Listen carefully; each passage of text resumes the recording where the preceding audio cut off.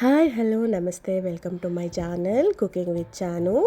ಇವತ್ತು ಇಡ್ಲಿ ಜೊತೆಗೆ ಸೂಪರ್ ಆಗಿರೋವಂತಹ ಚಟ್ನಿ ಹೇಗೆ ಮಾಡೋದು ಅಂತ ನೋಡ್ಕೊಂಬರೋಣ. ಒಂದು ಜಾರ್ಗೆ ತೆಂಗಿನಕಾಯಿ ಮತ್ತು ಕಡಲೆ ಬೀಜ, ಹಸಿರು ಮೆಣಸಿನ್ಕಾಯಿ, ಒಂದೇ ಎಸಳು ಬೆಳ್ಳುಳ್ಳಿ, ಎರಡು ಕರಿಬೇವಿನ ಸೊಪ್ಪೆಲೆನ ಹುರಿದಿಟ್ಕೊಂಡು ಜಾರ್ಗೆ ಹಾಕ್ಕೋಬೇಕು. ನೆಕ್ಸ್ಟು ಕಲ್ಲುಪ್ಪು ಹಾಕ್ಕೊಂಡು ಸ್ವಲ್ಪ ತರಿಯಾಗಿ ರುಬ್ಕೊಂಡು ಅದಕ್ಕೆ ಒಂದು ಚಿಕ್ಕದಾದಂತಹ ಈರುಳ್ಳಿನ ಸೇರಿಸ್ಕೊಂಡು ಅದನ್ನೆಲ್ಲ ರುಬ್ಬಿ ಆದಮೇಲೆ ಅದಕ್ಕೆ ಒಗ್ಗರಣೆಗೆ ಅಂತ ಒಂದು ಪ್ಯಾನ್ಗೆ ಆಯಿಲ್, ಸಾಸಿವೆ, ಜೀರಿಗೆ, ಸ್ವಲ್ಪ ಉದ್ದಿನಬೇಳೆ, ಸ್ವಲ್ಪ ಕಡಲೆಬೇಳೆ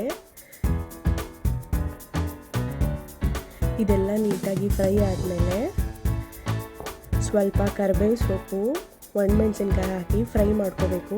ಉದ್ದಿನಬೇಳೆ ಕಡಲೆಬೇಳೆ ಹಾಕೋದ್ರಿಂದ ಚಟ್ನಿಯಲ್ಲಿ ಮಧ್ಯ ಸಿಗ್ತಾ ಇದ್ದರೆ ಕ್ರಿಸ್ಪಿಯಾಗಿ ತುಂಬ ಚೆನ್ನಾಗಿ ಅನಿಸುತ್ತೆ. ಇಡ್ಲಿ ಜೊತೆಗೆ ನೀವೊಂದ್ಸತಿ ಈ ಥರ ಟ್ರೈ ಮಾಡಿ ನೋಡಿ, ತುಂಬ ಡಿಲೀಷಿಯಸ್ ಆಗಿ ತುಂಬ ಚೆನ್ನಾಗಿ ಬರುತ್ತೆ. ಖಂಡಿತವಾಗ್ಲೂ ನಿಮ್ಗೆ ತುಂಬಾ ಇಷ್ಟ ಆಗುತ್ತೆ. Thank you for watching.